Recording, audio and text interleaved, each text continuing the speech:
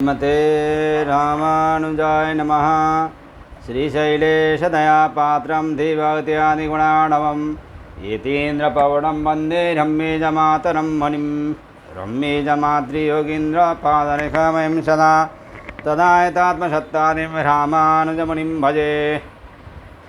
लक्ष्मीनाथसमारम्भं नाथयामुनमध्यमाम् अस्मदाचार्यपर्यन्तां वन्दे गुरुपरम्पराम्। श्रीमच्छठानियतिराजकृपावलम्बं सौम्योपयन्ति गगनाद्रिमुनीन्द्रभक्तं वेदान्तयुग्मविशदीकरणप्रवीणं रामानुजं यतिवरं गुरुमाश्रयामः। श्रीमद्काश्यपवंशमध्ये गगने श्रीचन्द्रवद्भासितं श्रीमद्वेङ्कटनाथसेवनरतं बाणाचलोपासकं श्रीमधुसूदनार्यकृपया सम्प्राप्य मन्त्रादिकं वन्देऽहं बुधवर्यमाधवगुरोः पादारविन्दं सदा। जय श्रीमन्नारायण। श्रीमद्जगद्गुरु रामानुजाचार्य प्रणीतः वेदांत सार में 2-3-23 सूत्र तक हम लोगों ने सत्संग किया था। अब 2-3-24 सूत्र से फिर सत्संग शुरू कर रहे हैं। अविरोधश्चंदनवाद 2-3-24 यथा चंदनबिंदुरेकदेशस्थोऽपि सकलदेहव्यापी सुखं जनयति तद्वद्विरोधः।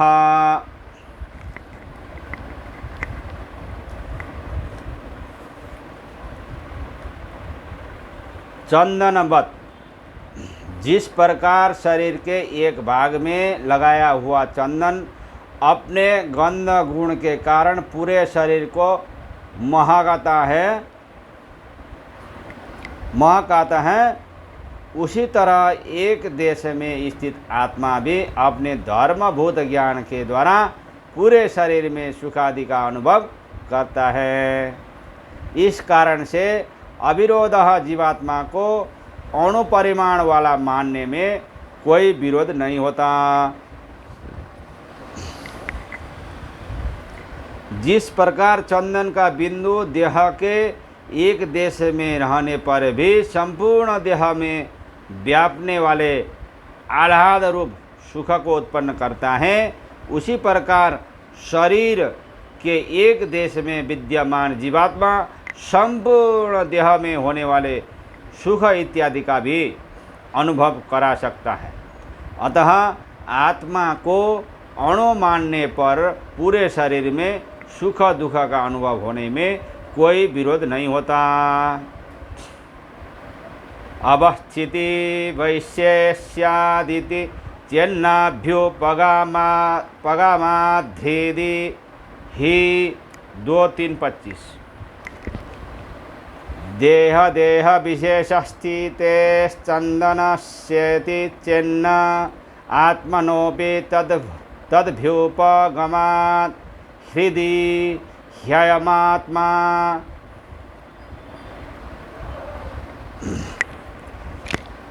प्रभु 3-6 योऽयं विज्ञानमयः प्राणेषु हृद्यन्तर्ज्योतिः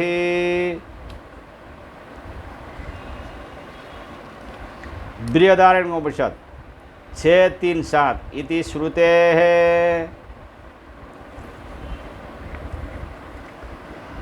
अवस्थिति वैशेष्यात् आत्मा की अवस्थिति और चंदन के एक देश में अवस्थित में भिन्नता है। अतः आत्मा को चंदन का उदाहरण देना उचित नहीं है। इति चेत इस तरह का कथन न उचित नहीं है, क्योंकि अभ्युपगमात आत्मा का देह के एक भाग में रहना श्रुति में स्वीकार किया गया है और हृदय प्रदेश में आत्मा रहता है, यह भी श्रुति में ही कहा गया है। यहाँ पर यह शंका होती है कि चंदन बिंदु देह के एक देश में विद्यमान होने से वैसा कर सकता है, परंतु आत्मा तो वैसा शरीर के एक देश में रहता नहीं है। ऐसी स्थिति में वह शरीर व्यापी सुख आदि का कैसे अनुभव कर सकता है? ऐसा आपका मानना ठीक नहीं है, क्योंकि आत्मा भी शरीर के एक देश हृदय में रहता है, ऐसा ही सिद्धांत में माना जाता है। क्योंकि श्रुति में यह स्पष्ट उल्लेख है कि हृदय हेयम आत्मा, यह जीवात्मा हृदय में रहता है। योयम विज्ञानमयः प्राणेषु हृदयंतर्ज्योति पुरुषः, यह पुरुष अर्थात जीवात्मा हृदय में रहता है तथा प्राण अर्थात इंद्रिय और मुख्य प्राण के मध्य में रहता है। वह ज्ञानमय आत्मा हृदय के अंदर ज्योति अर्थात स्वयं प्रकाश संपन्न होकर रहता है। इस प्रकार जीवात्मा भी शरीर के अंदर हृदय में विद्यमान होने से शरीर में होने वाले सुखद इत्यादि का अनुभव कर सकता है। यह समाधान सूत्रकार ने पूर्व पक्ष के अनुसार ही किया गया है।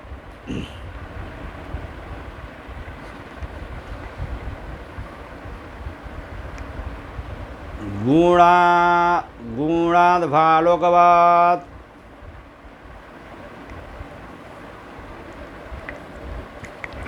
2:3-26 आत्मा स्वगुणेन ज्ञानेन सकल देहं व्याप्यानुभवति यथा मणि प्रभृतयः स्वकीयेन लोकेन सकल देशं व्याप्य प्रकाशयन्ति प्रज्ञा मात्रा स्वर्पिताः।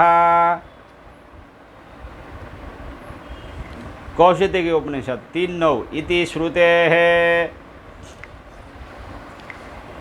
आलोकवत, एक जगह रहकर अनेक देशों में व्याप्त होने वाले आलोक प्रकाश प्रभा आदि की तरह गुणाद व स्वधर्मभूत सर्व देहव्यापी ज्ञान द्वारा ही अणुपरिमाण आत्मा एक देशस्थ होकर भी सर्वदेह संबद्ध हो जाता है।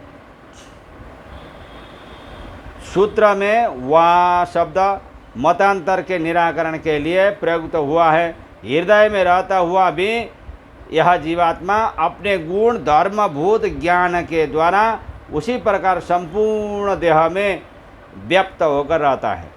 जिस प्रकार एक देश में रहने वाले सूर्य और रत्न इत्यादि तेजो द्रव्य अपनी प्रभा द्वारा बहुत दूर तक फैल जाते हैं, उसी प्रकार यह आत्मा रहता है। क्योंकि एक देशस्थ सूर्य आदि का प्रकाश बहुत दूर तक फैला हुआ दिखाई देता है, इसी तरह हृदयस्थ आत्मा के विषय में जानना चाहिए।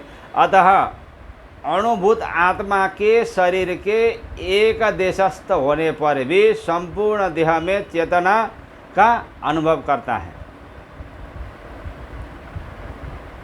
न ज्ञानात्मनोर व्यतिरेक इत्यत्राह, यहाँ पर यह शंका होती है कि विज्ञानम यज्ञम तनुते, विज्ञान स्वरूप आत्मा यज्ञ करता है इत्यादि श्रुतियों से आत्मा ज्ञान स्वरूप कहा जाता है। यह कैसे माना जा सकता है कि विज्ञान आत्मा का गुण है?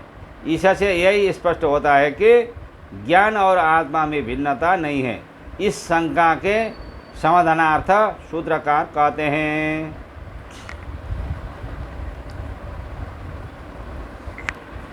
व्यतिरेको गंधवत् तथा च दर्शयति 2:3-27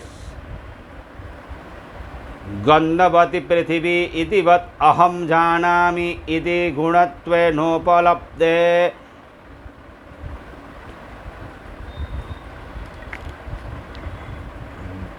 गुणत्वेनोपलब्धेर्व्यतिरेकोऽस्ति दर्शयति च श्रुतिर्व्यतिरेकं जानात्येवायं पुरुषः। बृहदारण्यकोपनिषद 6:3-30 इति श्रुतेः गंधवत्, पृथ्वी के गुण गंध का पृथ्वी से भेद अनुभव सिद्ध है। उसी तरह व्यतिरेक आत्मा के धर्म ज्ञान के स्वरूप में भी आत्मा से भेद ही है। अतः एव तथा च आश्रय और आश्रयी पदार्थ में स्वरूप भेद की बात दर्शयति श्रुति भी स्पष्टतया प्रतिपादन करती है।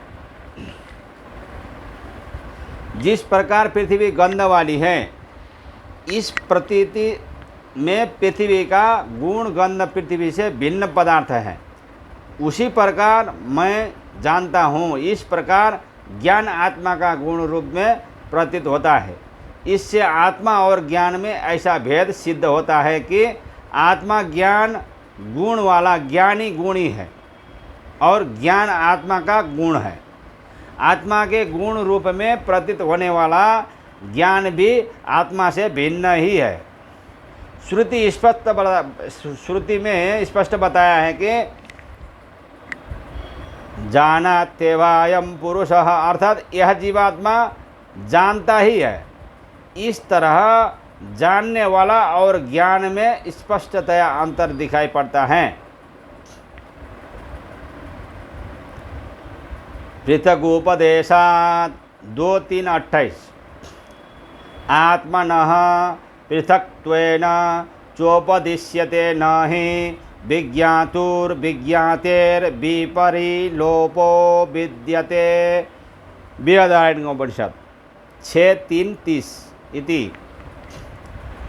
पृथक आत्मा और आत्माश्रित ज्ञान को तत्तद्वाचक शब्दों के द्वारा अलग अलग निर्देश करके उपदेशात श्रुति में उपदेश किया गया है।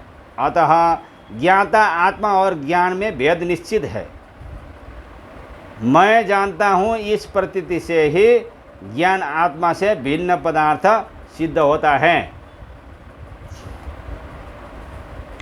केवल ऐसी बात नहीं, किंतु श्रुति से भी ज्ञान आत्मा से भिन्न पदार्थ सिद्ध होता है।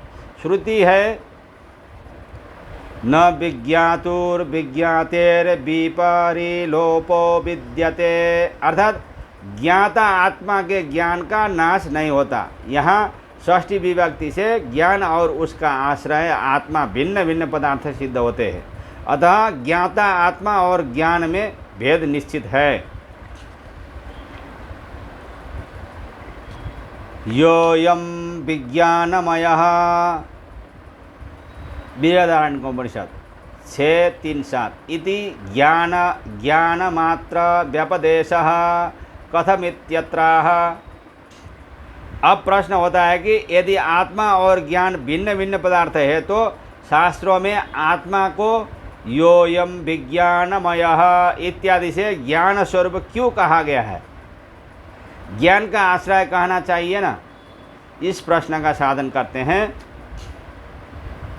तद्गुणसारत्वात्तु तद्व्यपदेशः प्राज्ञवत् 2:3-29 ज्ञानगुणसारत्वादात्मनो ज्ञानमिति व्यपदेशः यथा प्राज्ञस्य विपश्चितोऽपि सत्यं ज्ञानम् इति। तद्गुणसारत्वात् तु जीवात्मा के प्रधानभूत ज्ञान नामक गुण से युक्त होने के कारण है तद्व्यपदेशः। विज्ञान शब्द से जीवात्मा का शास्त्र में व्यवहार है, न कि ज्ञाता और ज्ञान में अभेद के कारण। जैसे कि प्राज्ञवत, प्राज्ञा परमात्मा में आनंदात्मक गुण की प्रधानता के कारण उसे आनंद कहकर श्रुति में सत्यम ज्ञानम इत्यादि पदों से कहा जाता है। आत्मा का सार गुण ज्ञान है, इसीलिए शास्त्रों में आत्मा को ज्ञान स्वरूप कहा गया है।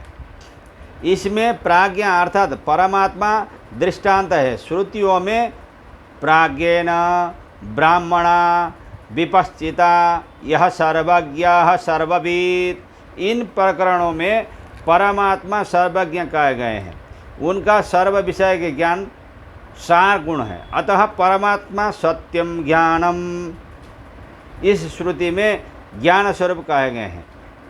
उसी प्रकार ज्ञान गुण सागर होने के कारण आत्मा को ज्ञान कहा गया, न कि केवल ज्ञान स्वरूप। अतः आत्मा ज्ञाता है और ज्ञान गुणसार होने के कारण उसे ज्ञान शब्द से भी शास्त्रों में व्यवहार है।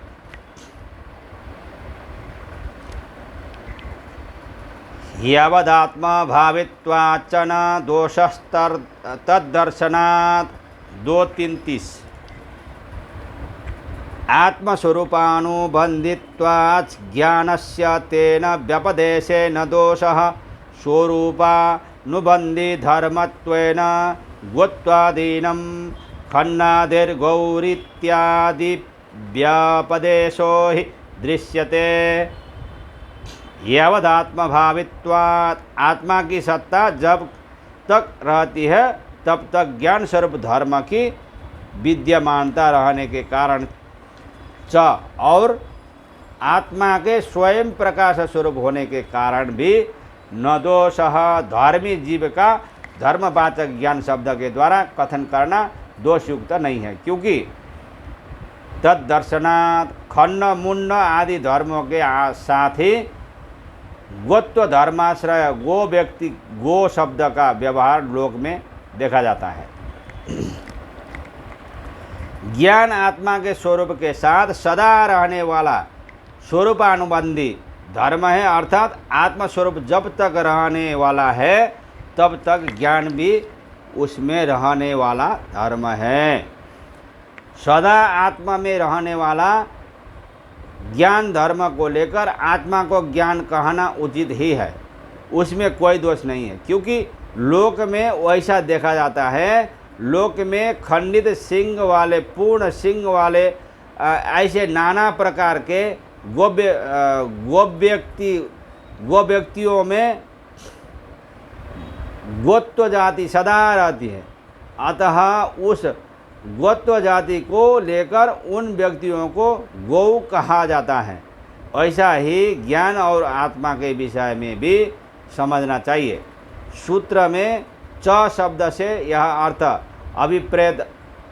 अभिप्रेत है कि आत्मा स्वयं प्रकाशने वाला पदार्थ होने के कारण भी उसे ज्ञान कहने में कोई दोष नहीं है।